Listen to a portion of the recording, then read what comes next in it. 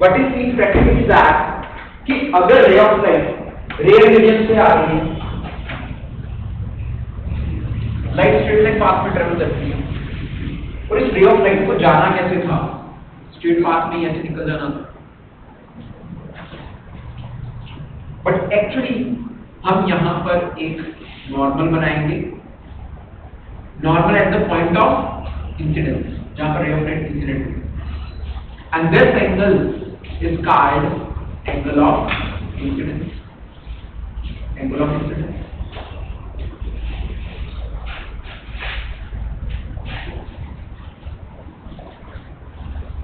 But practically क्या देखा गया कि ये लाइट ऐसे सीधा जाने की बजाय ये थोड़ा सा नॉर्मल की तरफ आ जाती है, it will bend towards the normal and it passes like this. This is refracted ray and this is called angle of refraction.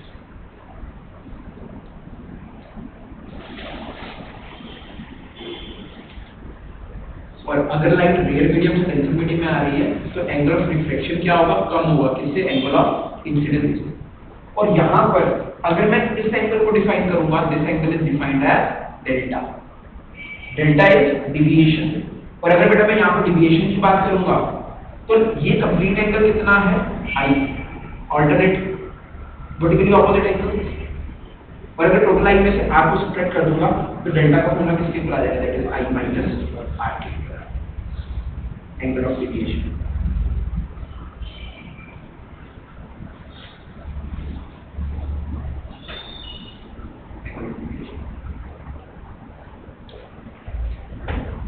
And similarly, अगर हमारे पास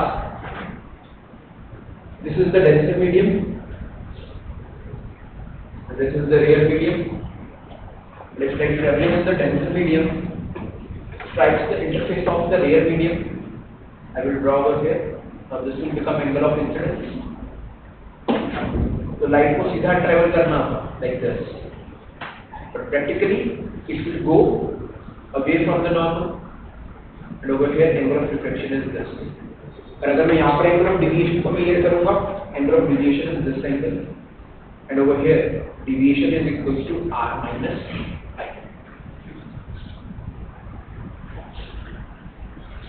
R minus I.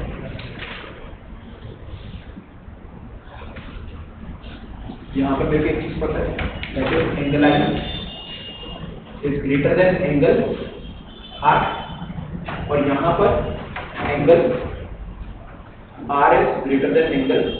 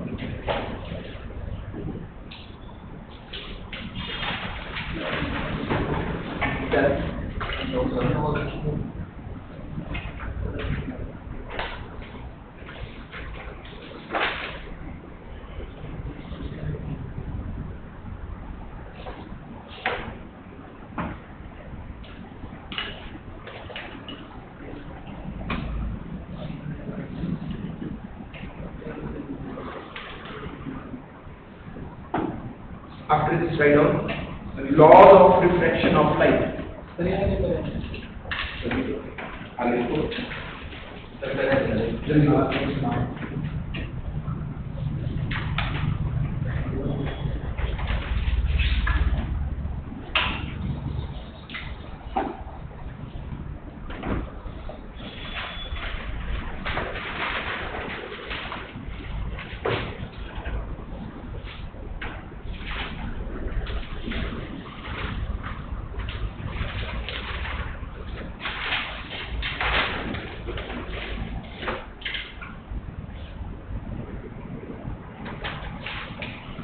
Laws of refraction of light. First law लिखो बेटा, the incident रे,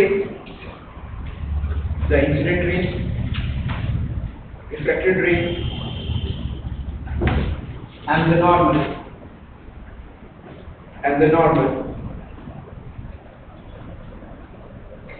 lies in the same plane,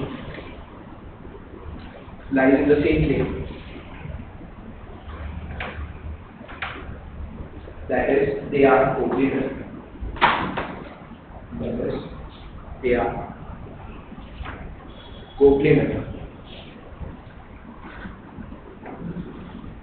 Second law लिखो, they are coplanar. Second लिखो, the ratio of sine of angle of incidence,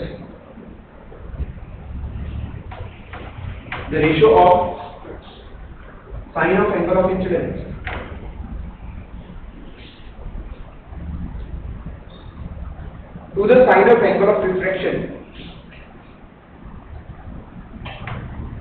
of angle of refraction is constant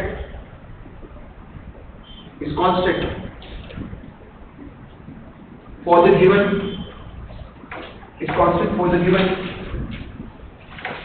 pair of medias. Is constant for a given pair of medias.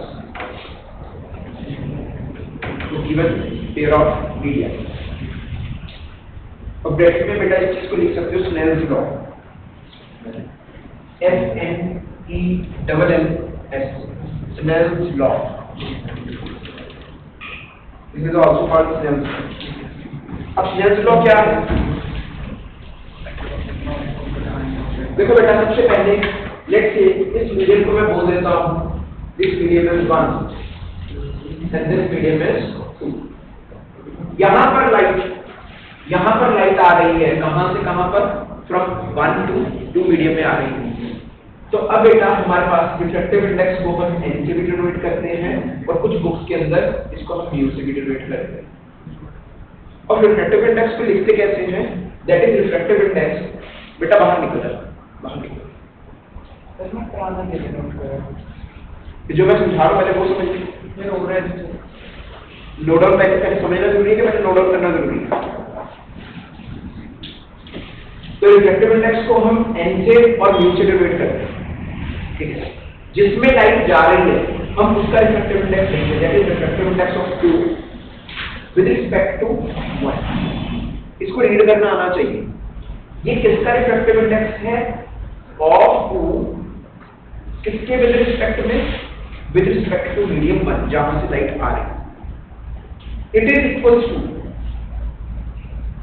Sign of I divided by sin of R, sin of I divided by sin of R। तो अब बेटा सबसे पहले अगर मैं हूँ rare medium से denser medium में आ रहा हूँ, तो यहाँ पर मैं क्या लिखूंगा? That is refractive index of denser medium with respect to rare medium. और अगर बेटा मैं यहाँ पर साइन ऑफ I लिखूंगा और साइन ऑफ R लिखूंगा, मेरे को एक बात श्योरिटी से पता है कि डेंसर मीडियम में अगर लाइट जा रही है तो R का वैल्यू क्या होगा? कम होगा, और I का वैल्यू क्या होगा? ज्यादा होगा। तो sin I upon sin R क्या आएगा? ग्रेटर देन 1 आएगा। It will be greater than 1 क्योंकि साइन ऑफ बड़े का angle is greater than sine of छोटे का एंगल। तो हमारे पास एक चीज प्रूफ किया, that is refractive index of denser medium with respect to rare medium is greater than 1। Similarly, हम ये Snell's law यहाँ पर भी लगा सकते हैं। यहाँ पर angle of incidence denser medium में और रिफ्रैक्शन एंगल रेयर मीडियम में। तो लाइट जा किसमें रही है? रेयर मीडियम में जा रही है। पर अगर मैं यहाँ पर लिखूंगा that is sir refractive index of rare medium with respect to denser medium, it is equal to sine of I upon sine of R। अब यहाँ पर sin I का वैल्यू कम है, न्यूमिनेटर कम है और डिनोमिनेटर क्या है? ज्यादा। तो यहाँ पर refractive index of rare medium with respect to denser medium is less then.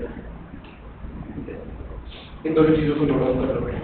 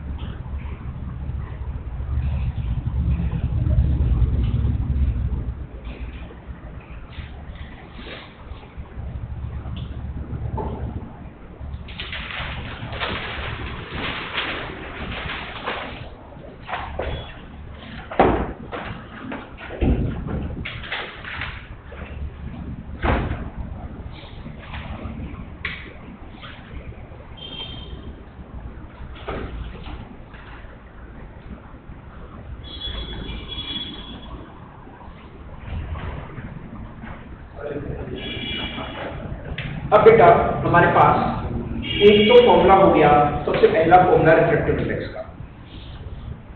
सबसे पहला फॉर्मूला रिफ्रैक्टिव इंडेक्स का हमारे पास क्या है, that is refractive index is equal to sine of angle of incidence to the sine of angle of reflection, and this is called Snell's law. इसको Snell's law बोलते हैं।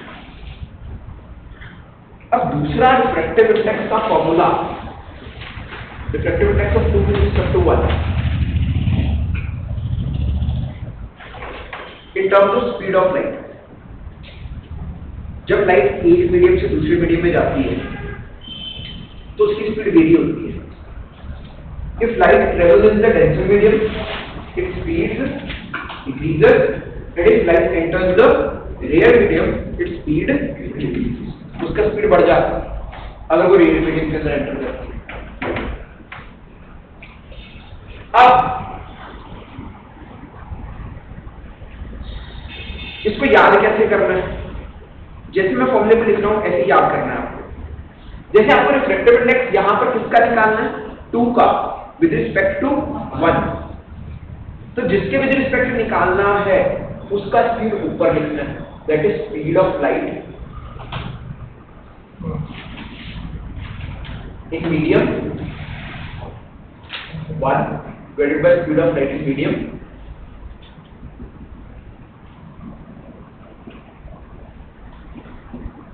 अगर बेटा आपको this is the second formula, ठीक है। अब अगर आपको क्वेश्चन में दे दिया जाता है that is refractive index of glass और यहां पर कुछ लिखा नहीं हुआ वैक्यूम, तो इसका मतलब क्या है, this is with respect to vacuum और एयर, वैक्यूम और एयर। और अगर यहाँ पर वैक्यूम और एयर है तो यहाँ पर हम क्या लिखेंगे, दैट इज, अब स्पीड की टर्म्स में लिखेंगे that is speed of light in speed in air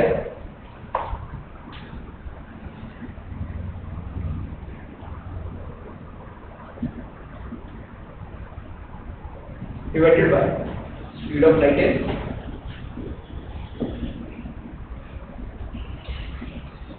glass. देखो ये ऐसा क्यों आया, What is the reason कि हमने एयर का स्पीड ऊपर लिखा और ग्लास का स्पीड नीचे लिखा। देखो आपको मैंने अभी बताया कि सबसे ज्यादा तेज स्पीड से लाइट किसके अंदर ट्रेवल करती है, एयर या वैक्यूम के अंदर ट्रेवल करती है। और लाइट की स्पीड एयर और वैक्यूम के अंदर कितनी है, that is 3 to 10 power 8 meter per second इसकी स्पीड है लाइट। किसके अंदर है ये, वैक्यूम के अंदर। अगर किसी और मीडियम के अंदर आती है, पानी के अंदर आती है या ऑयल के अंदर आती है, ग्लास के अंदर आती है, डायमंड के अंदर आती है, तो उसका स्पीड कम ही होगा। ये हो सकता है किसी में कम हो, किसी में ज्यादा कम हो, बट कम तो होगा। तो अब बेटा हमारे पास ग्लास क्या है, रेयर मीडियम है या डेंसर मीडियम है with respect to air, denser medium. अच्छा अगर ये डेंसर मीडियम है और ये रेयर मीडियम है तो इसकी वैल्यू ग्रेटर देन बनानी चाहिए या लेस देन बनानी चाहिए, ग्रेटर देन बनानी चाहिए। और ग्रेटर देन वैल्यू कब आती है, जब न्यूमरेटर ज्यादा हो या डिनोमिनेटर ज्यादा हो, जब न्यूमरेटर ज्यादा हो। तो न्यूमिनेटर को ज्यादा रखने के लिए तो हमारे को स्पीड किसके ऊपर रखनी पड़ेगी, एयर की स्पीड पर रखनी पड़ेगी, और ग्लास की स्पीड कैसे रखनी पड़ेगी, नीचे रखनी पड़ेगी।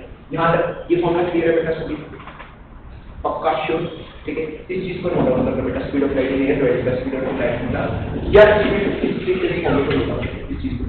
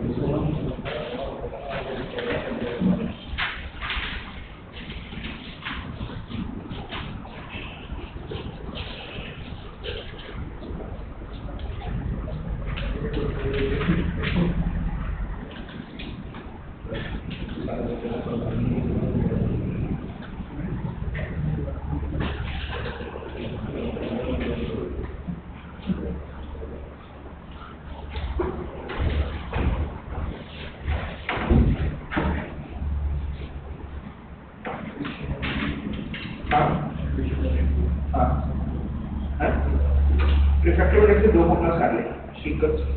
आइए बड़ा एक्सप्लेन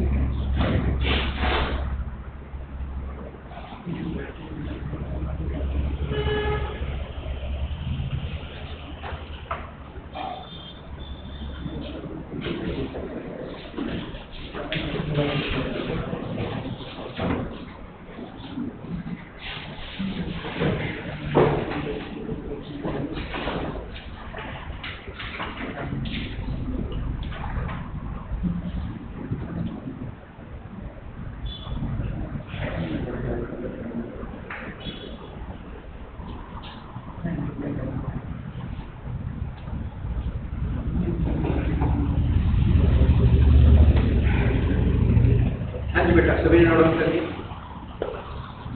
अच्छा देखो बेटा, यहाँ पर अगर आपने रिफ्रैक्टिव इंडेक्स ग्लास का निकाला विद रिस्पेक्ट टू एयर, तो स्पीड ऑफ एयर ऊपर आ गया और स्पीड ऑफ ग्लास नीचे आ गया। अगर मैं आपको बोल देता भैया हमारे को फाइंड आउट करना है refractive index of air with respect to glass, तो एयर का refractive index with respect to glass find out करना है, तो किसका स्पीड आ जाएगा, speed of glass, speed of light in glass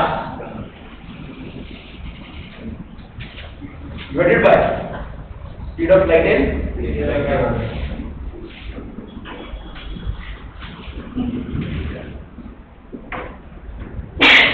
तो यहाँ पर मेरे को एक चीज दिख रही है कि ये दोनों फॉर्मूला एक दूसरे की क्या है, रेसिप्रोकल।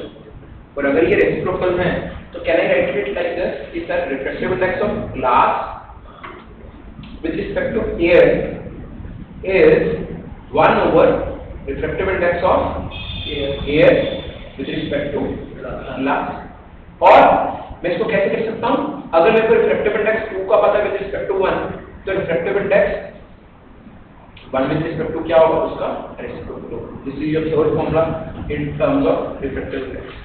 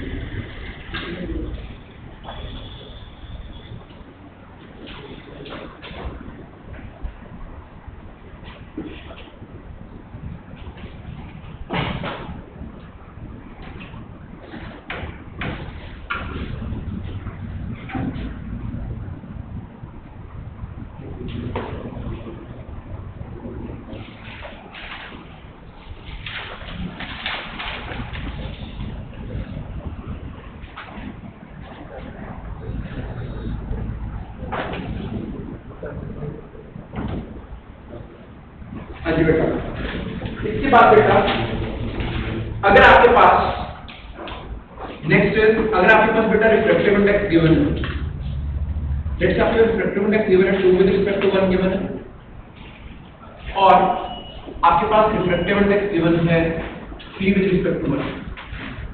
दो मीडियम है, लेट्स से ये ग्लास है, glass with respect to air है, और ये क्या है, water with respect to air. और आपसे पूछा जाता है कि भैया what is the refractive index of 3 with respect to 2। ये भी 3 का रिफ्रैक्टिव इंडेक्स है, ये भी 3 का रिफ्रैक्टिव इंडेक्स है। फर्क क्या है, this is with respect to 1 and this is with respect to 2। तो इसका फॉर्मूला क्या है, इसका फॉर्मूला है दैट इज इक्वल्स टू। अब इसमें क्या ध्यान रखना है, यहां पर स्पीड के टर्म्स में इसकी स्पीड ऊपर लिखी थी, इसकी स्पीड क्या लिखी थी, डिनोमिनेटर। अब जब ये वाला फॉर्मूले को रिलेट करना है तो यहां पर रिफ्रैक्टिव इंडेक्स 3 का फाइंड आउट करना है विद रिस्पेक्ट टू 2, तो यहां पर हम क्या लिखेंगे, that is refractive index of 3 with respect to 1 divided by refractive index of 2 with respect to 1। इस फॉर्मूले में ऐसे लागू करना है, ये दोनों सेम है with respect to 1। 3 का निकालना है तो 3 का ही ऊपर रखना है और 2 का नीचे रखना है। डन। और अगर हमारे को बेटा इस चीज का प्रूफ करना है, ठीक है, इस चीज का प्रूफ मैं अभी यहीं पर ही कर रहा हूं। देखो अब सबसे पहले अगर मैं स्पीड ऑफ लाइट की टर्म्स में लिखूं तो refractive index of 3 with respect to 2 है, तो स्पीड ऑफ लाइट की टर्म्स में क्या इसकी स्पीड ऊपर आएगी, यहां पर 2 पर speed in 2 divided by speed in 3। ये बात समझ में आती है बेटा। यहां पर देखो हमने 3 विद रिस्पेक्ट टू 2 निकालना है, तो विद रिस्पेक्ट टू जिसके ऊपर उसकी स्पीड ऊपर आती है उसकी नीचे आती है। जैसे भी हमने यहां पर लिखा कि जैसे यहां पर एयर के रिस्पेक्ट निकालना तो एयर की स्पीड ऊपर आएगी। और अगर बेटा मैं इसके यहां पर देखूंगा तो यहां पर दो फॉर्मूलाज है, 3 विद रिस्पेक्ट टू 1 और 2 विद रिस्पेक्ट टू 1। तो अगर मैं इसको स्पीड की टर्म्स में लिखूंगा तो इसका क्या लिखूंगा, that is speed in 1 divided by speed in 3। और इसका क्या लिखूंगा, speed in 1 divided by speed in 2। और अगर मैं देखूंगा ये वाली दोनों टर्म्स नीचे आ जाती है और ये वाली दोनों टर्म्स ऊपर चले जाते हैं, तो यहाँ पर स्पीड 1 और स्पीड 1 कैंसिल आउट हो जाएगा। तो हमारे पास ये किसके इक्वल आ जाएगा, दैट इज इक्वल्स टू, ये ऊपर जाएगा that is speed in 2 divided by speed in 3। तो ये देखो left hand side right hand side equal आ गई। तो ये फॉर्मूला क्या है, दिस फॉर्मूला इज करेक्ट। तो अब बेटा ये आपके पास कौन सा फॉर्मूला आ गया, that is third formula, this is your fourth formula. तो ठीक है, इस चीज को भी नोट डाउन करना है।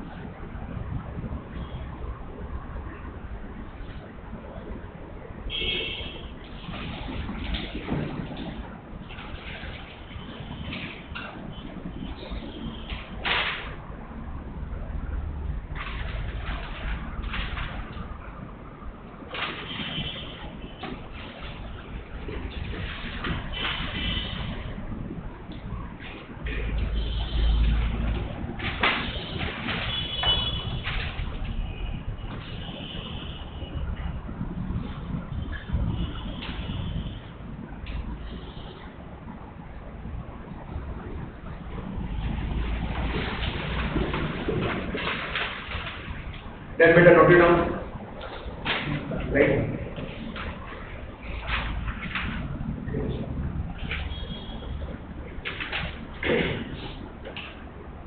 अब देखो fifth formula is the last formula of refractive index, ठीक है। और उसको डिस्कस करने से पहले, ठीक है, light is a electromagnetic wave. Light is a electromagnetic wave, and each wave is having different frequency and different wavelength. Different frequency, different wavelength. अब बेटा अगर मैं बात करूं, हमारे पास स्पीड ऑफ लाइट, वेवलेंथ और फ्रीक्वेंसी के बीच में क्या रिलेशन है? स्पीड ऑफ लाइट, फ्रीक्वेंसी को मैं डिनोट कर रहा हूं म्यू से और वेवलेंथ को डिनोट कर रहा हूं मैं लैम्डा से.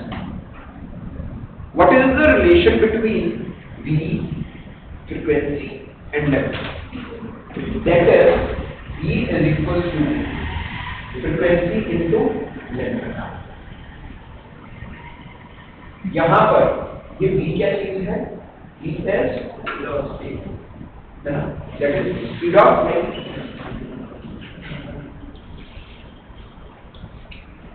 mu क्या चीज है? Frequency of light. और lambda क्या चीज है बेटा? Wavelength of light.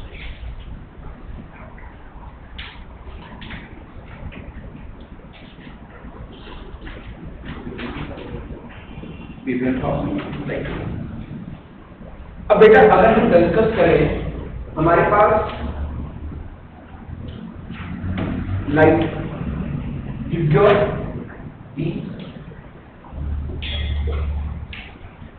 I D G Y O and R.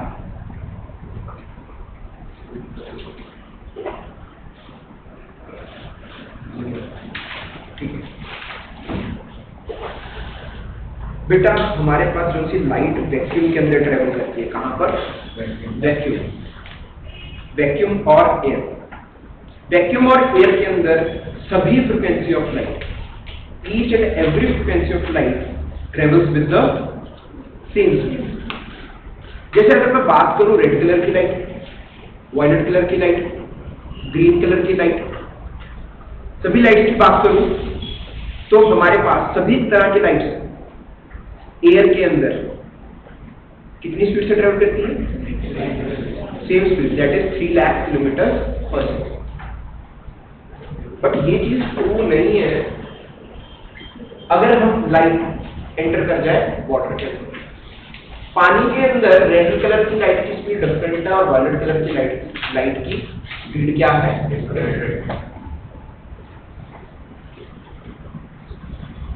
सबसे पहले वैक्यूम की बात करते हैं. वैक्यूम के अंदर हमारे पास अगर मैं प्योर की बात करूं तो आर का वेवलेंथ ज्यादा या फ्रीक्वेंसी ज्यादा? देखो क्योंकि दोनों का वेवलेंथ और फ्रीक्वेंसी का प्रोडक्ट मेरे पास कितना आना चाहिए? 3 × 10⁸, क्योंकि ये भी सेम स्पीड से ट्रेवल करती है, ये भी सेम स्पीड से ट्रेवल करती है. तो अब बेटा मेरे पास इस ऑर्डर में अगर जाता हूं, this is increasing wavelength and this is the order of increasing frequency. तो सबसे ज्यादा फ्रीक्वेंसी किस लाइट की होती है? वायलेट. और सबसे ज्यादा वेवलेंथ किस लाइट की होती है? एयर के अंदर. तो हमारे पास दोनों का प्रोडक्ट, अगर मैं एयर में बात करूं तो एयर में स्पीड कितनी आती है? That is speed in air is 3 × 10⁸ meters per second. अगर मैं किससे मल्टीप्लाई करूं? That is frequency of red light multiplied by lambda of red light. और अगर मैं frequency of violet light use करता हूं और lambda of violet light use करता हूं तो ये मेरे पास क्या देगा? अरे ये किसकी वेलोसिटी है? Velocity of red colour. किसके अंदर? एयर के अंदर. अगर मैं फ्रीक्वेंसी ऑफ वायलेट और लैम्डा ऑफ वायलेट को मल्टीप्लाई करता हूं एयर के अंदर तो मेरे पास वेलोसिटी किसकी आएगी? वायलेट की आएगी एयर के अंदर. और इसकी वेलोसिटी भी कितनी है? That is 3 × 10⁸ meters per second. अब मैं आपको बोलूं कि मेरे पास एक रिजल्ट है. Let's say we are having the result that is c is equal to a multiplied by b. अगर a की वैल्यू 10 है और रिजल्ट मेरे को चाहिए लेट्स से 200, रिजल्ट मेरे को कितना चाहिए? 200 चाहिए. तो b का क्या वैल्यू होगा? 20 होगा. तो यहाँ पे what is the value of a? 10. b का वैल्यू कितना है? 20. अब लेट्स से मैं बोल देता हूँ कि मेरे को प्रोडक्ट तो 200 ही चाहिए. अब मैंने a का वैल्यू को कम कर दिया, a की वैल्यू को कितना कर दिया 5 कर दिया, तो अब बेटा मेरे पास b का वैल्यू कितना आ जाएगा, हाँ 40, तो b का वैल्यू बढ़ गया। देखो अगर a कम होगा तो b का वैल्यू क्या आ जाएगा, बढ़ जाएगा। मैं a की वैल्यू को कितना कर देता हूँ, लेट से 1 कर देता हूँ, वैल्यू ऑफ a इज 1, तो b का वैल्यू कितना हो जाएगा, और बढ़ गया। बात समझ रहे हो? तो इसीलिए हमारे पास अगर रेड कलर में लैम्डा ज्यादा है तो फ्रीक्वेंसी क्या है, यहाँ पर फ्रीक्वेंसी ज्यादा है तो लैम्डा क्या है, बट दोनों का प्रोडक्ट कितना आता है 3 to 10 meter square second in air. ये बात सभी को समझ में आती है, ठीक है। Now what is the next part, कि जब लाइट एंटर करती है वन मीडियम से दूसरे मीडियम के अंदर तो उसकी कौन सी चीजें वेरी करती है। When light travels from one medium to another medium, क्या उसकी वेलोसिटी चेंज करती है, वेलोसिटी चेंज करती है या नहीं करती, करती है। तो वेलोसिटी चेंज करती है, यस, आंसर इज यस।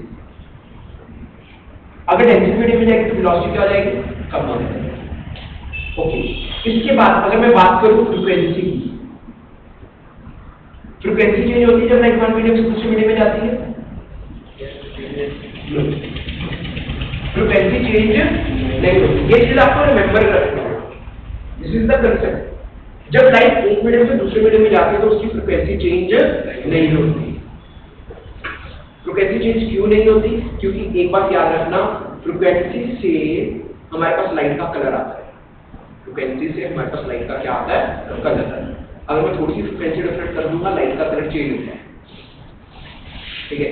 अगर आप कभी लाइट लेने जाते हो, ठीक है, एक एलईडी लेने जाते हो, एक एलईडी आपके पास ग्रीन कलर की है और रेड कलर की है, तो उसके ऊपर लिखा होगा कि ये कितने नैनोमीटर की लाइट को इमिट करता है, किस वेवलेंथ ऑफ लाइट को इमिट करता है या किस फ्रीक्वेंसी ऑफ लाइट को ये इमिट करता है। तो अब जब लाइट एक मीडियम से दूसरे मीडियम में जाती है तो उसकी फ्रीक्वेंसी चेंज नहीं होती और वेवलेंथ होती है, वेवलेंथ चेंज क्यों, क्योंकि अगर लेट से देखो बेटा हमारे पास, ठीक है, ये बहुत इंपॉर्टेंट है, क्यों होती है। बेसिकली देखो, अब मैं बोलूं कि velocity in air is equals to lambda in air multiply by frequency in air. एक लाइट है जिसका वेवलेंथ लैम्डा है और फ्रीक्वेंसी न्यू है, एयर के अंदर उसकी फ्रीक्वेंसी और वेवलेंथ गिवन है, उन दोनों का प्रोडक्ट आपको क्या देगा, वेलोसिटी एयर देगा। अब ये वाली लाइट थी जो सी एक पर्टिकुलर फ्रीक्वेंसी की लाइट है और इसको मैं एंटर किसमें करवाता हूँ, लेट से वाटर के अंदर एंटर करवाता हूँ। तो अगर मैं वाटर के अंदर एंटर करवाता हूँ तो वेलोसिटी इन वाटर किसके इक्वल होगी, that is lambda in water divided by frequency in water divided multiplied by frequency in water. यहां तक क्लियर है? अच्छा मुझे एक बात बताओ, हमने भी क्या बोला कि जब लाइट एक मीडियम से दूसरे मीडियम में जाएगी तो उसकी फ्रीक्वेंसी चेंज नहीं होगी। तो मेरे को एक बात पता चली, that is sir frequency in air is equal to frequency in water, frequency same है। बट जब लाइट, एक बात बताओ, जब लाइट एयर में थी और जब वो वाटर में है तो उसकी स्पीड क्या होगी, कम होगी या बढ़ेगी, बढ़ेगी। कम वाटर के अंदर क्या होगी, डिक्रीज होगी, क्योंकि water is a denser medium. तो यहां पर फ्रीक्वेंसी तो सेम रह रही है, तो लैम्डा को क्या होना पड़ेगा, हाँ डिक्रीज होना पड़ेगा, क्योंकि देखो ना इन दोनों का मल्टीप्लिकेशन मेरे को b दे रहा है, ठीक है ना, b चेंज नहीं हो रहा, b का वैल्यू सेम ही रह रहा है। मैं बोलूं ये 200 था, 200 है, इसका वैल्यू 20 था और इसका वैल्यू कितना है 10, तो 20 to 10 कितना है 200। अब मैं बोलूं वेलोसिटी डिक्रीज होकर 100 रहेगी, फ्रीक्वेंसी सेम की सेम रही, फ्रीक्वेंसी कितनी रही, ये 20 की फ्रीक्वेंसी, लैम्डा 20 था, ये 10 था, वैल्यू 0, ये 20 है, ये 10 है, प्रोडक्ट कितना आया 200 आया। अब मैंने बोला कि अब वेलोसिटी हो गई 100, फ्रीक्वेंसी चेंज हुई नहीं, चेंज हुई, फ्रीक्वेंसी 10 ही रही, तो लैम्डा का वैल्यू कितना होगा ताकि 100 आ जाए, तो लैम्डा का वैल्यू डिक्रीज हुआ या इंक्रीज हुआ, डिक्रीज। तो इसका मतलब क्या हुआ कि जब लाइट एक मीडियम से दूसरे मीडियम में जाएगी तो उसका वेलोसिटी भी कम होगा, फ्रीक्वेंसी सेम रहेगा और वेवलेंथ डिक्रीज। बात समझे? तो नोट बनाओ और लिखो बेटा।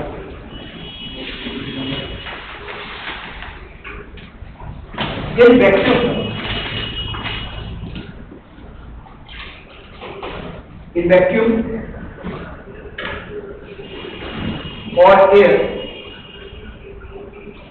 in vacuum or air, all frequencies of light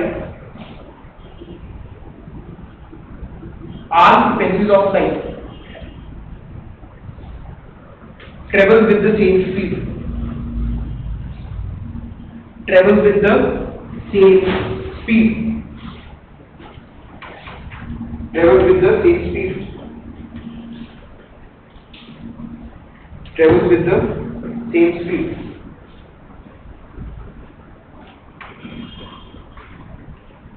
When light enters from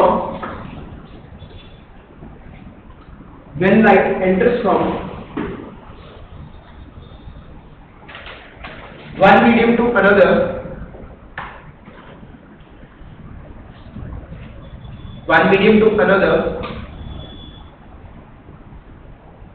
its velocity and wavelength changes. But frequency do not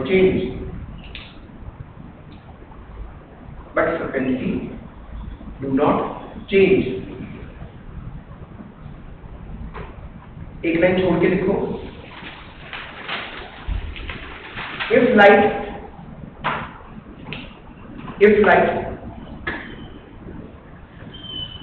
enters a denser medium, its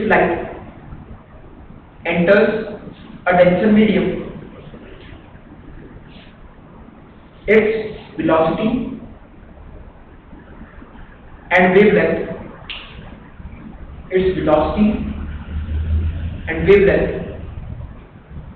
both decreases,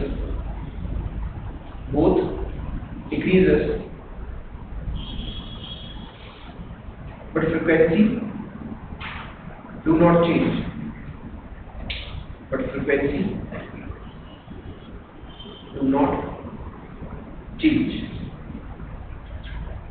ठीक है।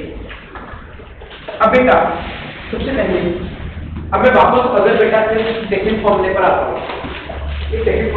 हूँ, तो मुझे बताओ according to second formula refractive index of 2 with respect to 1 is equal to speed in medium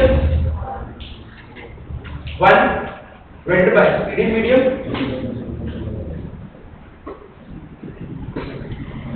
अब speed of light का formula क्या है? That is frequency into wavelength. तो मैं ये कह सकता हूँ that is it is equal to frequency in 1 into wavelength in 1। तो frequency into 1 into wavelength 1 will give me the velocity in 1 medium, और स्पीड इनटू किसके इक्वल आएगा? That is frequency in 2 into wavelength in 2। But मुझे एक चीज पता है, क्या? Frequency 1 is equal to frequency 2 because frequency do not change.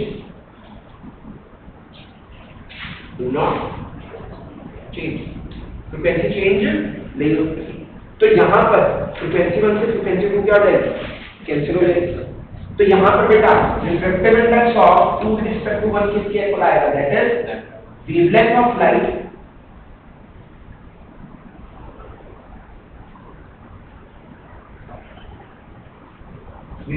of light in medium 1 divided by wavelength of light